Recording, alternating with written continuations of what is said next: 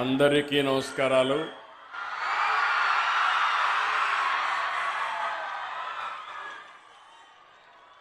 గౌరవనీయులు గవర్నర్ గోవా శ్రీ అశోక్ గజపతిరాజు గారు,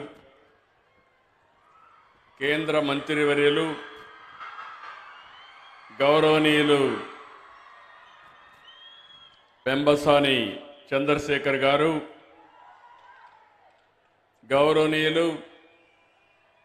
ఇప్పుడే మీ అందరి దగ్గర తెలుగు భాష కోసం ఇక్కడే 3 రోజులుంటూ ఈ కార్యక్రమాన్ని జయప్రదం చేయడానికి ప్రయత్నం చేస్తున్నటువంటి శాసనసభ అధిపతి అయ్యన్న పాత్రుడు గారు, గౌరవనీయులు former high court judge of Andhra Pradesh, ప్రస్తుతం chairman Telangana state police complaint authority Bolusu Sivasankar Rao గారు, గౌరవనీయులు గుంటూరు మేయర్ కోవెల్మూడి రవీంద్ర గారు, గౌరవ శాసనసభ్యులు మహమ్మద్ నజీర్ గారు,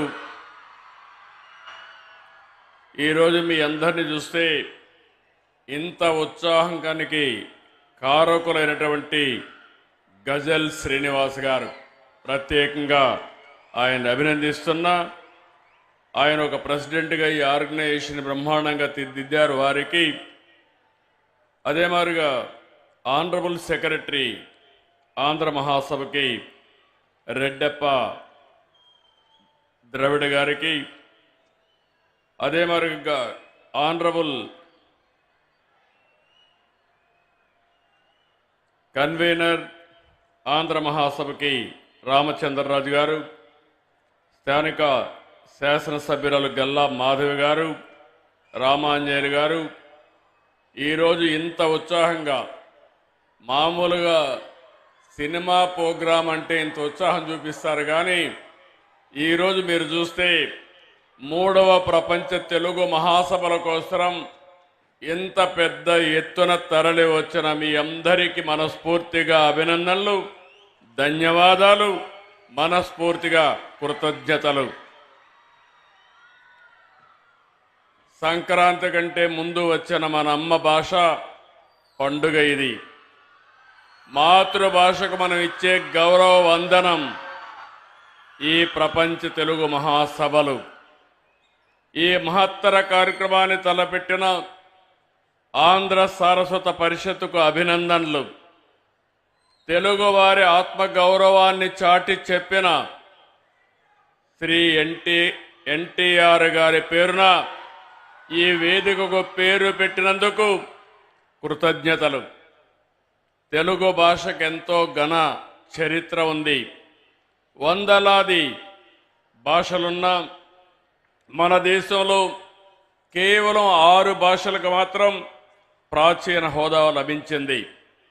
అందులో తెలుగు ఉండడం మనందరికీ గర్వకారణం.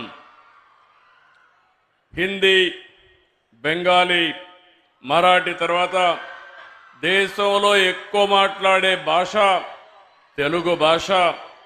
ప్రపంచం మొత్తం మీరు చూస్తే దగ్గర 10 కోట్ల మంది తెలుగు మాట్లాడుతున్నారు. ఈరోజు ఈ మీటింగ్కి 40 దేశాల నుంచి ప్రతినిధులు వచ్చారంటే వారందరికీ స్వాగతం పలుకుతున్నా. ఆంధ్రప్రదేశ్ రాష్ట్ర ప్రభుత్వం తరపున చెప్పి మరొక్కసారి విజ్ఞప్తి చేస్తున్నా. ఇలాంటి సభలు తెలుగు భాష పరిరక్షణకు, గొప్పతనాన్ని చాటేందుకు ఉపయోగపడతాయి. ఇందుకు మనస్ఫూర్తిగా ఆంధ్ర సారస్వత పరిషత్తుకి నా ధన్యవాదాలు. పెద్దలందరూ మాట్లాడారు, అనేక విషయాలు చెప్పారు. తెలుగు రచనలు అనగానే మనకు గుర్తొచ్చేది ఆది కవి నన్నయ్య. ఆయన రాసిన మహాభారతం, కవిత్రయం నుంచి అష్టదిగ్గజాల వరకు, గురజాడ నుంచి శ్రీ దాశరథి వరకు ఎందరో మహానుభావులు తెలుగు భాషకు పనిచేశారు. తెలుగు వైభవాన్ని చాటారు. పోతన భాగవతం, శ్రీనాథుడి భీమఖండం, వేమన, సుమతి, భాస్కర పద్యాలు మర్చిపోలేం. ఇప్పుడే పెంబసాని చంద్రశేఖర్ గారు చెప్పారు. ఆయన ఏ విధంగా అయితే పిల్లలు పెంచుతున్నారో అదే విధంగా అందరం కానీ పిల్లల్ని పెంచగలిగితే తెలుగు భాష ఎక్కడికి పోదు, ప్రతి ఇంట్లో ఉంటుంది. ప్రపంచంలో మనం ఎక్కడున్నా మన భాష శాశ్వతంగా ఉంటుందని చెప్పి కూడా నేను మీకు తెలియజేస్తున్నా. అన్నమయ్య, రామదాసు, వెంగమాంబ, మొల్ల ఇలా భక్తి మార్గంలోనూ తెలుగుకు వన్నె తెచ్చారు. తెలుగును విశ్వవ్యాప్తం చేశారు. తెలుగు సాహిత్యంలో విశ్వనాథ సత్యనారాయణ, పి నారాయణ రెడ్డి, రావూరి భరద్వాజ జ్ఞానపీఠ అవార్డులు సొంతం చేసుకుని మన ఖ్యాతిని మరింత పెంచారు. గ్రాంధిక భాషకే పరిమితమైన తెలుగు వచనాన్ని ప్రజల వ్యవహార భాషగా మార్చిన మహనీయులు గిడుగు వెంకట రామ్మూర్తి గారిని తెలుగు జాతి ఎప్పటికీ మరవలేదు. నేను తెలుగువాడని, నాది తెలుగుదేశం అని చాటి చెప్పిన ఏకైక నాయకుడు నందమూరి తారక రామారావు గారు.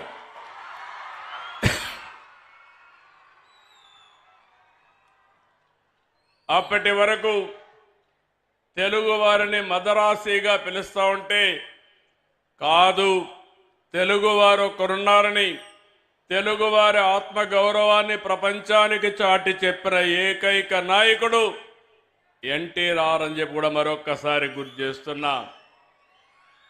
దేశంలో మొట్టమొదటిసారిగా భాషా ప్రయుక్త రాష్ట్రాలు రావాలని, తెలుగు మాట్లాడే వారికి ఒక రాష్ట్రం ఉండాలని పోరాడిన వ్యక్తి, ప్రాణత్యాగం చేసి మనకు తెలుగు భాషకు ఒక రాష్ట్రాన్ని ఏర్పాటు చేసిన మహనీయుడు పొట్టి శ్రీరాముల్ని మరవలేమని మరొక్కసారి మీ అందరికీ విజ్ఞప్తి చేస్తున్నా.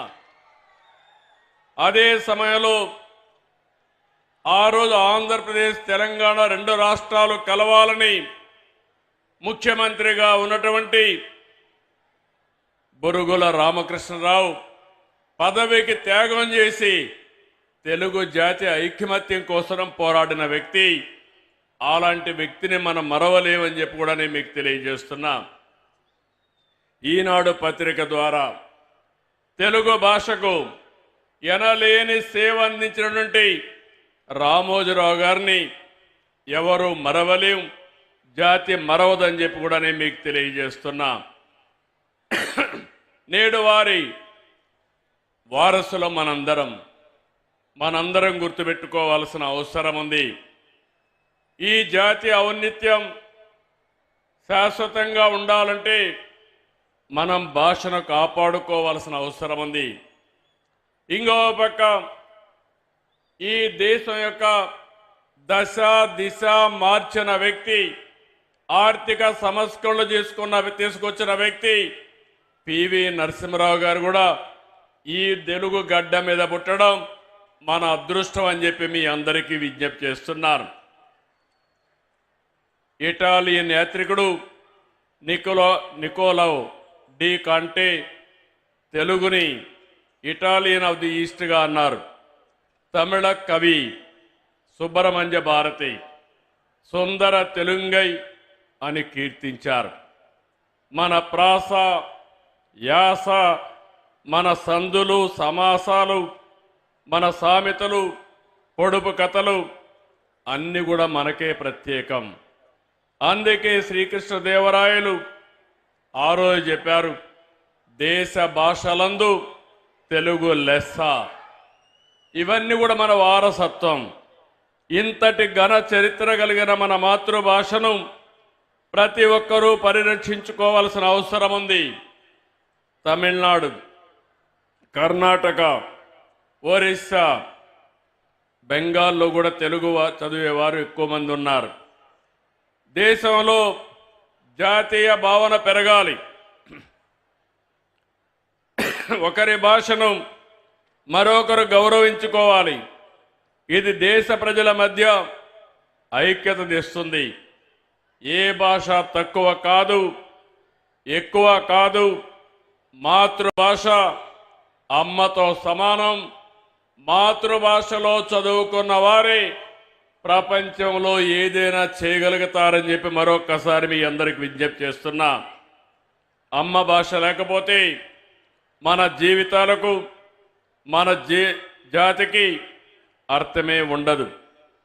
తెలుగు భాషా సంస్కృతి పరిరక్షణ, అభివృద్ధి కోసం అంకితమైన ఆంధ్ర సారస్వత పరిషత్ సేవలు అపూర్వమైనటి. దేశ విదేశాల నుంచి తెలుగు వారందరినీ ఒక చోట తీసుకొచ్చారు. కవి సమ్మేళనాలు, సదస్సులు, పుస్తక ప్రదర్శన, తెలుగు సంస్కృతిని సదస్సులో చాటి చెప్పారు. తెలుగు భాషాభివృద్ధి కృషి చేస్తున్న వారికి, ప్రతిభ చూపిన వారికి పూర్ణ కుంభ పురస్కారాలు, ఆంధ్రశ్రీ, ఆంధ్ర సారస్వత రత్న ఇలాంటి అవార్డులు ఇవ్వడం శుభ పరిణామం. నాడు 1911లో చెన్నైలో నాటిన చిన్న విత్తనం 1949లో హైదరాబాద్లో ఆంధ్ర సారస్వత పరిషత్తుగా ఎదిగింది. ఇప్పుడు మరింతగా విస్తరిస్తూ ఉంది. గజల్ శ్రీనివాస్,